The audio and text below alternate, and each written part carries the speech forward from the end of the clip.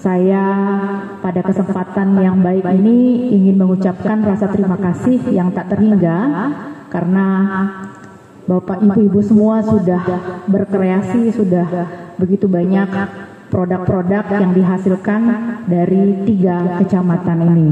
Bahkan boleh saya katakan produk unggulan yang selalu dan sering kami bawa untuk diperkenalkan, untuk dipamerkan di tingkat provinsi bahkan tingkat nasional itu mayoritas dari 3 kecamatan ini. Nah, karena itulah hari ini kami memusatkan kegiatan dilaksanakan di Kecamatan Batanglupar. Jadi ada Batanglupar, Balohulu, dan Badau. Dan dari 3 kecamatan inilah sumber dari berbagai produk yang saya katakan tadi menjadi unggulan. Tentu kita ketahui bersama untuk kerajinan andalan di sini adalah kain tenun. Dan saya lihat tadi juga sudah banyak juga anyaman.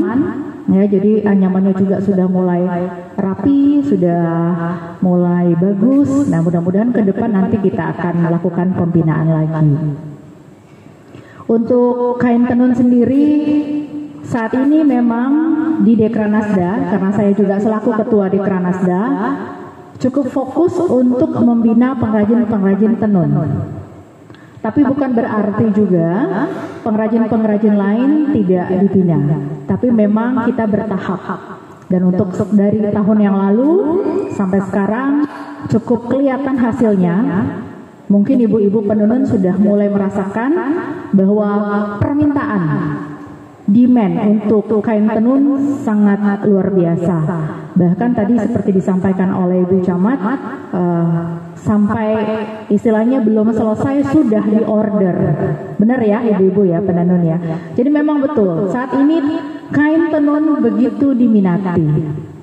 Saya sendiri berkali-kali memberikan cenderamata baik kepada Ibu Kajati dan ibu-ibu pejabat yang lain, itu semuanya request mintanya kain tenun sidan dan bahan alam.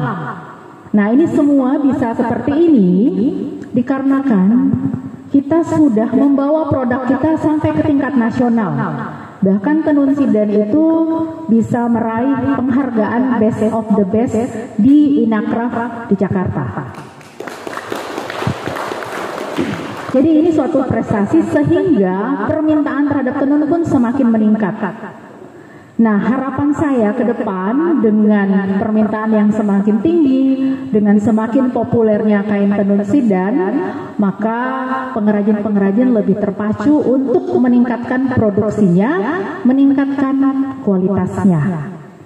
Izin Pak Bupati, Pak Camat, saya pada kesempatan ini memang lebih fokus kepada hal-hal yang sifatnya teknis begini ya. Kalau untuk masalah 10 program pokok PKK nantilah bicarakannya di dalam berbagai pelatihan-pelatihan, tapi hari ini saya memang ingin lebih kepada hal-hal yang saat ini sedang ramai dibicarakan. Nah, jadi untuk tenun saya mohon kepada para pengrajin untuk terus meningkatkan kualitas diri. Ada beberapa hal yang ingin saya sampaikan. Jadi begini, masalah tenun ini memang kompleks.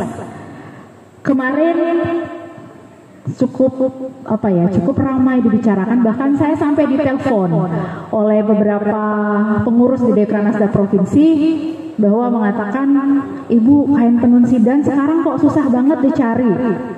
Terus harganya kok jadi makin mahal. Harganya mahal sekali dan bla bla."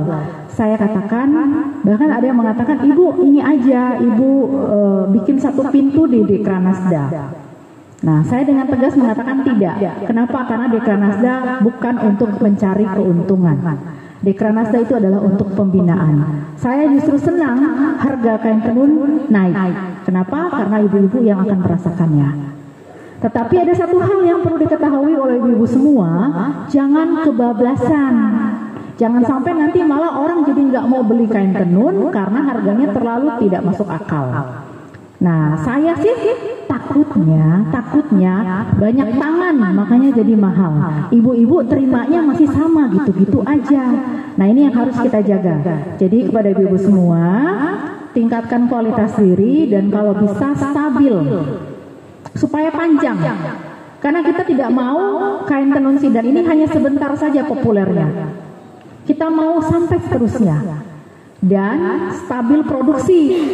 Jadi jangan sebulan bisa produksi, biasanya bisa produksi 2 sampai 3, tapi kalau lagi ini sisa 1. Jadi nanti pada saat orang cari susah. Jadi kalau bisa usahakan stabil produksi. Intinya terus produksi ya Ibu ya, tenunnya ya. Nah, selanjutnya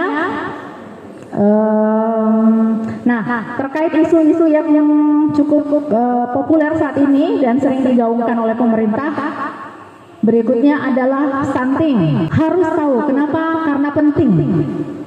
Jadi stunting itu kalau bahasa sederhananya itu kan memang kalau secara medis itu kan kekurangan gizi kronis gitu ya. Betul ya Pak Kadis ya? Yang mana Pak Kadis? Ya Pak Kadis, betul ya. Tetapi kalau bahasa gampangnya itu anak-anak yang pendek ya, kurus, terus kurang cerdas juga gitu. Dan angka stunting di Kapuas Hulu masih relatif tinggi. Karena itu tolong ibu-ibu PKK, terutama ibu-ibu PKK DKA, tolong rajin-rajin disosialisasikan kepada seluruh masyarakatnya pentingnya memberikan gizi yang seimbang kepada bayi. Pak Kades mohon didukung ibu PKK-nya untuk sering-sering memberikan sosialisasi ya. Jadi ibu bapak tolong sekali lagi, karena hari ini saya ngomong sebagai ketua tim penggerak PKK, saya ngomongnya langsung saja hal-hal yang bisa langsung kita sampaikan lagi kepada masyarakat. Terima kasih kami ucapkan sekali lagi kepada Pak Bupati dan para OPD yang hadir hari ini. Mohon dukungan, mohon support dari OPD semua untuk program-program yang ada di PKK. Terima kasih, selamat sore, salam sejahtera untuk kita semua. Adil Katalino, Bacuramin Kak Saruga, Basengat Kak Jubata. Atas kerjasama dan sinergi selama ini kami sangat terbantu sehingga program-program kami terkait dengan pemberdayaan desa, terkait dengan pemberdayaan masyarakat sudah sangat terbantu.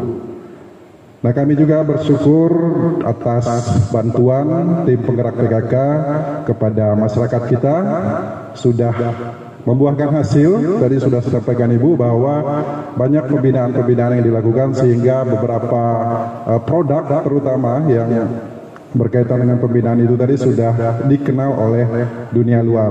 Nah, kita berterima kasih kepada para penenun, para pengrajin sehingga produk-produk mereka ini sudah bisa dikenal orang. Nah, ini tentu harus diingat, para pengrajin, para penenun kita juga tidak bisa dikenal orang kalau tanpa kerjasama yang baik antara pemerintah melalui PKK maupun Dekresda tadi. Ini harus ada sinergi, harus ada kerjasama yang baik. Nah, begitu juga Dekresda ataupun PKK tidak akan memiliki produk yang menjadi unggulan kalau tidak bisa bekerjasama dengan para pengrajin, baik itu penenun, baik itu pengrajin yang lain-lain lah. Nah, ini harus bersinergi nih. Jadi jangan saling mengklaim ini berkat kerja si A, si B dan segala macam. Nah, kembali saya ingatkan, marilah kita sama-sama membangun Kapuas Hulu ini, terutama bagaimana kita mempromosikan produk-produk yang kita miliki sehingga menjadi dikenal oleh masyarakat luar. Nah, kemudian pada kesempatan ini juga sebetulnya bukan juga semata-mata ingin mendampingi Ibu tadi, cuma karena saya mengetahui bahwa di Kecamatan Batang Lupar ini sudah beberapa bulan ini terjadi bencana banjir, dan saya mendapat laporan dari Pak Camat tadi ada 14 kakak, 50 jiwa yang mengungsi saat ini, 137 rumah yang terdampak. Kemudian jiwanya itu 1439 di 2 desa, Desa Lanjak Dras dan Sepadan. Nah, ini tadi juga sudah kita lihat bersama bahwa kondisi alam saat ini memang tidak bersahabat. Dan menurut prediksi BMKG bahwa kondisi hujan ini akan terjadi sampai Desember. Nah, ini akan ada kemungkinan akan terjadi peningkatan intensitas curah hujan yang masih berlanjut. Nah, ini perlu kita waspadai, terutama untuk desa-desa yang sudah terdampak, karena saya juga sudah berkeliling beberapa kecamatan dalam memantau, meninjau banjir. Terakhir saya di Kecamatan Semitau itu saya melihat di desa Kenepai dan desa sekitarnya itu sudah terdampak 1 bulan lebih. Ya, kalau kita berjalan di pekarangan mereka ada sepinggang lah. Jadi rumah itu tidak ada yang tersisa. Semua sudah membuat panggung. Di dalam rumah itu dibuat panggung kurang lebih 1 meter. Jadi mereka itu bertahan di atas apa kata kita dulu itu parak, apa namanya, panggung meh. Jadi sangat miris melihat kondisi mereka, tetapi memang kita tidak ada upaya lain karena memang curah hujan dan kondisi alam seperti ini. Kami sudah berupaya, pemerintah daerah dalam melakukan normalisasi pengurukan danau, tetapi hanya ada di sekitar Putus Ibau. Kami belum bisa melakukan ke seluruh wilayah karena wilayah kita di Kepos Hulu itu sangat luas, Pak. Jadi tidak cukup kalau hanya setahun 2 tahun untuk melakukan normalisasi atau pengerukan pendangkalan sungai itu tadi atau danau. Nah, ini kami baru mulai tahun ini ada 6 ekskavator amfibi bantuan dari Kementerian PU, tapi kami fokus dulu untuk di daerah Putus Ibau dan sekitarnya. Kedepannya kita akan ke hilir. Nah, ini berkat adanya pengerukan di Kota Putus Ibau dan sekitarnya itu, banjir sangat-sangat terasa saat ini, tidak terlalu terdampak. Memang ketika banjir sudah besar tidak bisa dielakkan lagi, tetapi dengan adanya pengerukan danau itu sedikit mengurangi banjir di daerah pemukiman. Nah, ke depan kami akan pelan-pelan untuk menyisir danau-danau yang memang sudah mengalami sedimentasi atau pendangkalan, dan itulah salah satu upaya kita. Jadi mungkin ini sedikit beberapa hal yang bisa saya sampaikan pada Bapak Ibu yang hadir pada kesempatan ini. Tadi sudah jelas tugas dan fungsi PKK sudah disampaikan oleh Ibu. Saya rasa mungkin ini saja yang bisa saya sampaikan, dan atas perhatiannya saya ucapkan terima kasih dan penghargaannya setinggi-tingginya. Mohon maaf jika terdapat hal-hal yang kurang berkenan dalam penyampaian saya. Sekali lagi mohon maaf yang sebesar-besarnya.